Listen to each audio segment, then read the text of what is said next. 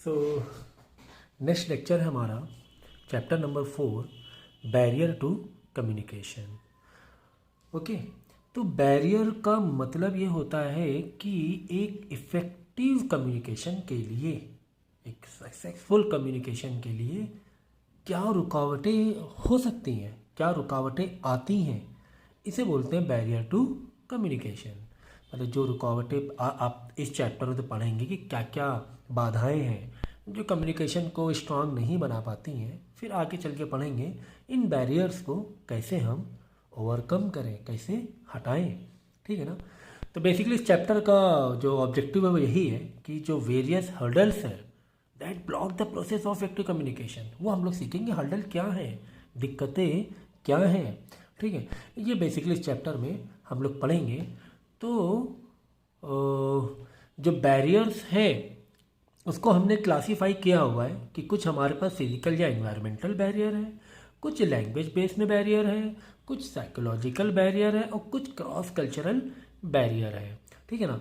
तो अगर हम फिजिकल बैरियर की बात करें या इन्वायरमेंटल बैरियर की बात करें तो हम ये कह सकते हैं कि जैसे कि दो लोग बात कर रहे हैं और आजू बाजू शोर बहुत है, तो ये फिजिकल बैरियर तो हुआ। जैसे ट्रैफिक में, ट्रेन में हम अच्छे से बात नहीं कर पाते हैं। क्यों नहीं बात कर पाते? क्योंकि हमारे पास ये एक फिजिकल बैरियर होता है कि आवाज़ होती है और शोरगुल होता है, इन्वायरमेंटल नॉइज़ होती है।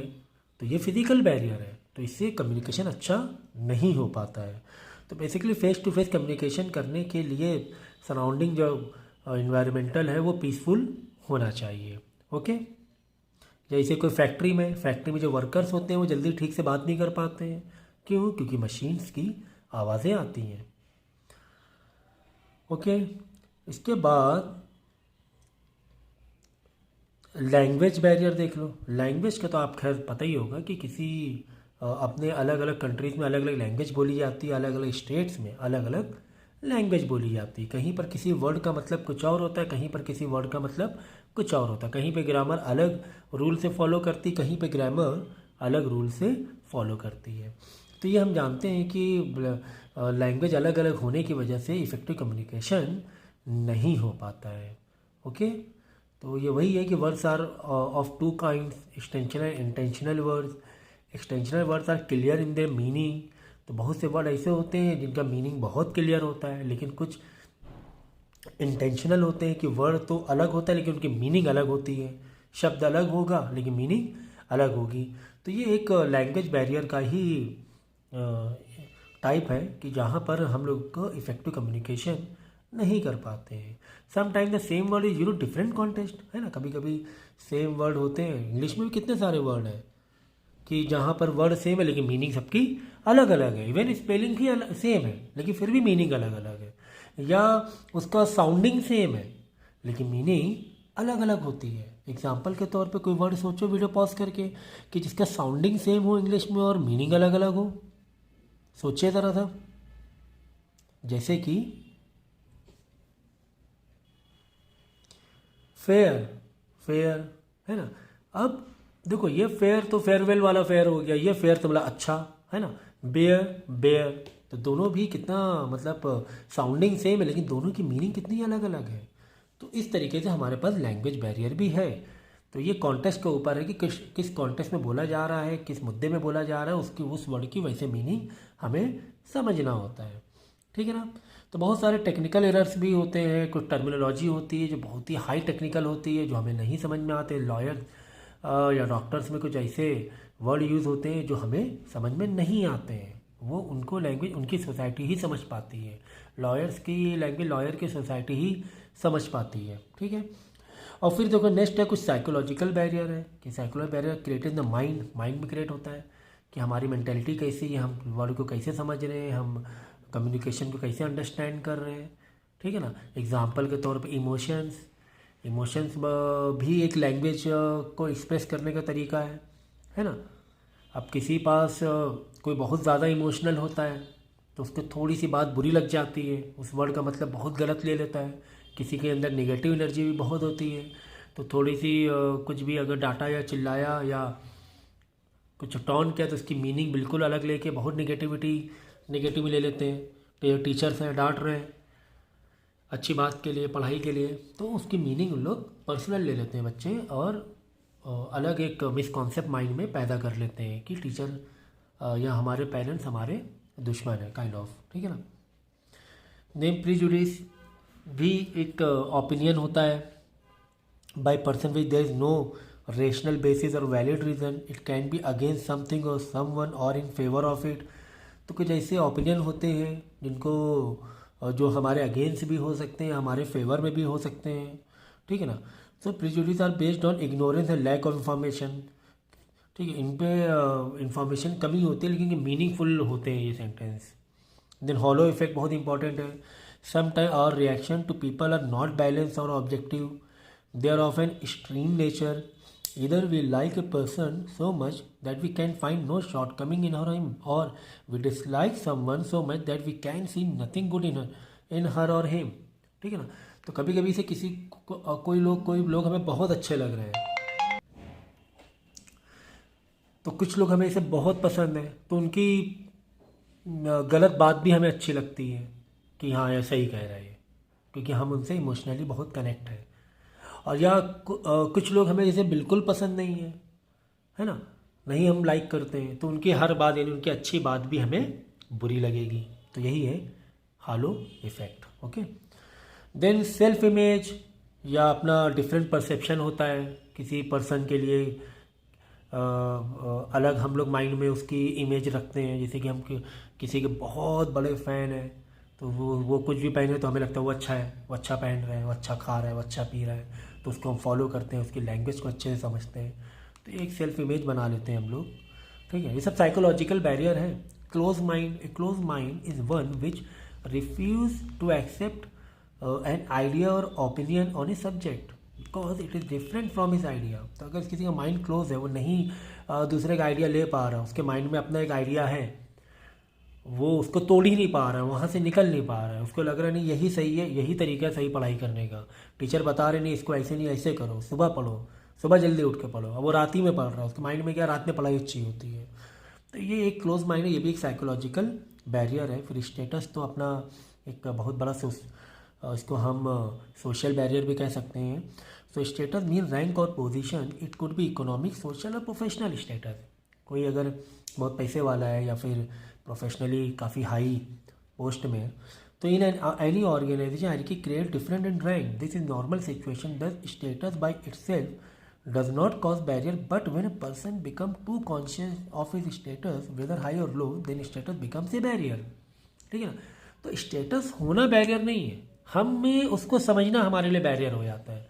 किसी कोई बहुत ऊंची पोस्ट में, तो उसकी बात हमें बहुत ज़रूरी लगती है कि यार इसने ये बोला, अब ये खाया, अब ये पिया, और इसका उठने का टाइम ऐसा है, और इसका ये जो भी बोलेगा वो बिल्कुल सही होगा क्योंकि वो बहुत ही हाई पोस्ट में है या बहुत ही रिच है ना। उसके एक एक मूव को, एक एक मूवमेंट को हम लोग है ना ऑब्जर्व करते हैं कि यार है ना। तो ये उसकी गलती नहीं है, वो हाई स्टेटस, तो हमारी गलती है कि उसने कोल्ड ड्रिंक थम्सअप पी रहा है तो हम भी थम्सअप पियेंगे, है ना। उसने कहा ऐसे किया करो, ऐसे आपकी डेली की रूटीन होनी चाहिए, तो हम भी वैसे ही करते हैं। और हो सकता है वो गलत भी बता रहा हो सकता हो, हम ये नहीं कह रहे गलत बताएगा, हो सकता हो। और इसी में अगर लो पोस्ट वाला हो, माना कि बहुत इंटेलिजेंट हो लेकिन उसको स्टेटस उतना नहीं है, वो गरीब है, अमीर नहीं है, तो उसकी बात को हम लोग निगलेक्ट करते हैं। वो अगर अच्छी बात कह भी रहा है, कुछ अच्छा समझा भी रहा है, तो हम लोग उसको निगलेक्ट करेंगे क्योंकि उसका स्टेटस लो है। तो ये हमारे साइकोलॉजिकल बैरियर हुआ कि उसकी बात हम नहीं समझ रहे हैं, हम लॉजिकल नहीं जा रहे हैं, हम स्टेटस वाइज जा रहे हैं, है ना। तो ये एक बहुत इंपॉर्टेंट साइकोलॉजिकल बैरियर है। स्टेटस बहुत इंपॉर्टेंट साइकोलॉजिकल बैरियर है, ठीक है। स्टेटस और ये हॉलो इफेक्ट, ये तो बहुत इंपॉर्टेंट साइकोलॉजिकल बैरियर है, ये हमारे डेली लाइफ से कनेक्ट भी करता है। उसके बाद देखो क्रॉस या कल्चरल बैरियर, तो हम जानते हैं कि एग्ज़ाम्पल के तौर पे क्रिश्चियन में अगर खुशी का जो माहौल होता है वहाँ पे वाइट कपड़े पहने जाते हैं शादियों में। और इसी के क्रॉस अगर हम देखेंगे मुस्लिम में, कोई अगर सैड ओकेशन होता है वहाँ पर वाइट कपड़े पहने जाते हैं, है ना। तो ये एक है, ये कल्चरल बैरियर है, ये लैंग्वेज में भी आता है। ये चीज़ हमें लैंग्वेज में भी दिखाई देगी कि हाँ ऐसा है। हर लोगों की अपनी डिफरेंट हैबिट होती है, कोई कुछ खा रहा है, कोई कुछ खा रहा है, ठीक है। बात करने का तरीका अलग होता है। जैसे कहीं पर, जैसे एग्जाम्पल के तौर पे चलो अभी मालूम पड़ जाएगा आपको, कल्चरल का बहुत अच्छा एग्जाम्पल मेरे माइंड में आया है। एग्जाम्पल के तौर पे लखनऊ में बात करने का तरीका कैसा है ना, आप जनाब। और यहीं मुंबई में देख लो आप, बात करने का तरीका कैसा है, बहुत खड़ी लैंग्वेज है। अगर लखनऊ वाले से अगर मुंबई वाला बात करेगा तू तड़ाक से, तो लखनऊ के लोगों को क्या लगेगा, यार ये तो मुझे रिस्पेक्ट नहीं कर रहा है, ये बात अच्छी नहीं कह रहा है ना। वो एक देखो कल्चर का फ़र्क था यहाँ पर, कि वहाँ पे लोग अलग तरीके से रह रहे हैं, अलग तरीके से बात कर रहे हैं। उनको लग रहा है कि वो, अब लखनऊ वालों को लग रहा है मुंबई में जो टोन में बात किया वो गलत तरीका, और उसने मेरी इंसल्ट की है तू से बोलकर। लेकिन ऐसा नहीं होता है, ऐसा नहीं है। वो उनका कल्चर है, उनका अपना एक माहौल है, उनको वो लैंग्वेज में ही अच्छा लग रहा है बात करना, वो बराबर रिस्पेक्ट लग रही है। लेकिन लखनऊ में बात करेंगे आप जनाब से, तो वहाँ पे अलग है। तो ये एक लैंग्वेज बैरियर है, यहाँ कम्युनिकेशन में एक बैरियर पड़ता है। अच्छा कम्युनिकेशन नहीं हो रहा होता है अगर दो स्टेट के बीच में बात कर रहे हैं, जैसे मैंने बताया मुंबई और लखनऊ वाले आपस में बात कर रहे हैं, तो अच्छा कम्युनिकेशन नहीं हो पाता है वहाँ पर, ठीक है ना। तो यही बैरियर है। ओके, तो ये सारे हमने बैरियर पढ़े। सोशल कल्चरल मतलब सोशल बैरियर भी कह सकते हैं कल्चरल को। फिर साइकोलॉजिकल बैरियर बहुत इंपॉर्टेंट है। फिजिकल बैरियर मैंने बताया कि शोर शराबा, या आप बहुत दूर हो, मैं चिल्ला के बोल रहा हूँ, आप तक मेरी आवाज़ आप तक नहीं जा रही है, तो ये भी एक फिजिकल बैरियर होगा, ठीक है। जिसमें सोशल बैरियर पे काफ़ी सारे क्वेश्चंस आते हैं, तो साइकोलॉजिकल बैरियर पर काफ़ी सारे क्वेश्चंस आते हैं, तो उसको अच्छे से करना है। अब इसके बाद ये है कि ये जो बैरियर्स हैं, इनसे हम बाहर कैसे निकले, ओवरकम कैसे करें, बाहर कैसे निकले। तो जैसे कि हम जानते हैं कि अगर फिज़िकल बैरियर है, कोई बहुत दूर है, तो उससे बात करने के लिए हम टेक्नोलॉजी का सहारा ले सकते हैं, है ना। तो एक फ़िज़िकल बैरियर का एक अगर डिस्टेंस में है, तो ये मोबाइल से या इंटरनेट के थ्रू हम लोग मैसेज अपनी इन्फॉर्मेशन पहुंचा सकते हैं। तो एक ओवरकम ये तरीका हो सकता है फिज़िकल बैरियर के लिए। फिजिकल लैंग्वेज बैरियर के लिए, अगर किसी की लैंग्वेज, दो अलग अलग लैंग्वेज है, तो एक कॉमन लैंग्वेज में आकर बात कर सकते हैं हम लोग, है ना। ये भी एक लैंग्वेज बैरियर को हम दूर कर सकते हैं। साइकोलॉजिकल बैरियर में तो फिर एक दूसरे को समझना, अंडरस्टैंडिंग बहुत ज़रूरी है। साइकोलॉजिकल बैरियर में बहुत ही पोलाइटली बात को समझाना पड़ता है कि मेरी बात, जो इसकी साइकोलॉजी अलग है, वो समझ ले, ठीक है ना। तो साइकोलॉजिकल बैरियर को इस तरीके से हम ओवरकम कर सकते हैं, ठीक है। So while dealing with psychological or cultural barrier, the center should make it point to use language that is politically neutral and correct. तो कुछ ऐसी लैंग्वेज यूज़ करें, जैसे कि इंग्लिश आजकल काफ़ी न्यूट्रल लैंग्वेज है, समझ में आती है ना। या इंडिया में हिंदी कह लो, ठीक है। प्रेजेंट व्यूज इन सिंपल और ऑब्जेक्टिव मैनर, बहुत ही सिंपल तरीके से बताओ, कोड वर्ड में, इशारों में, क्योंकि अलग अलग कल्चर में अलग अलग तरीके के इशारे होते हैं, एक जेस्चर होता है, पोस्चर होता है। तो लेकिन यहाँ पर सिंपल तरीके से हमें जाना पड़ेगा कि साइकोलॉजिकल बैरियर से बहुत ही सिंपल तरीके से focus on objective of communication, ठीक है। तो कम्युनिकेशन का ऑब्जेक्टिव क्या है, उस पर फोकस की मुझे जो बात समझानी है। जैसे मुझे समझाना है कि एग्ज़ाम आ रहे, पढ़ाई ज़्यादा से ज़्यादा करो, तो वो एक फोकस होना चाहिए, मुझे ये बात समझानी है। अगर कोई क्रॉस कल्चर बैरियर है या साइकोलॉजिकल बैरियर है तो, ठीक है। तो बस समझ में आ गई ये बात कि किस तरीके से बैरियर से ओवरकम करना है। जैसे कि एक और एग्जांपल, जैसे कि यहाँ पर कल्चरल बैरियर है, जैसे कि मैंने एक लखनऊ मुंबई वाला स्टाइल बताया, तो मुंबई वाले को भी थोड़ा सा अपनी लैंग्वेज को सामने वालों समझ के पोलाइट लेवल पे जाना चाहिए, और लखनऊ वाला जो पर्सन है उसको भी ये सोचना चाहिए कि इसकी वो लैंग्वेज है, वो मेरी इंसल्ट नहीं कर रहा है। तो ये कहीं ना कहीं माइंड को ओपन रखना चाहिए कल्चरल या साइकोलॉजिकल बैरियर को ओवरकम करने के लिए, ठीक है। तो ये चैप्टर था आपका। इससे पहले भी हम लोगों ने ये चैप्टर को पढ़ा हुआ है 11th या 12th में, तो थोड़ा सा और इसमें डिटेल में दिया हुआ था। इजी चैप्टर है, लेकिन इसमें जो साइकोलॉजिकल बैरियर एग्ज़ाम में आते हैं बहुत अच्छे से कर लेना, ठीक है।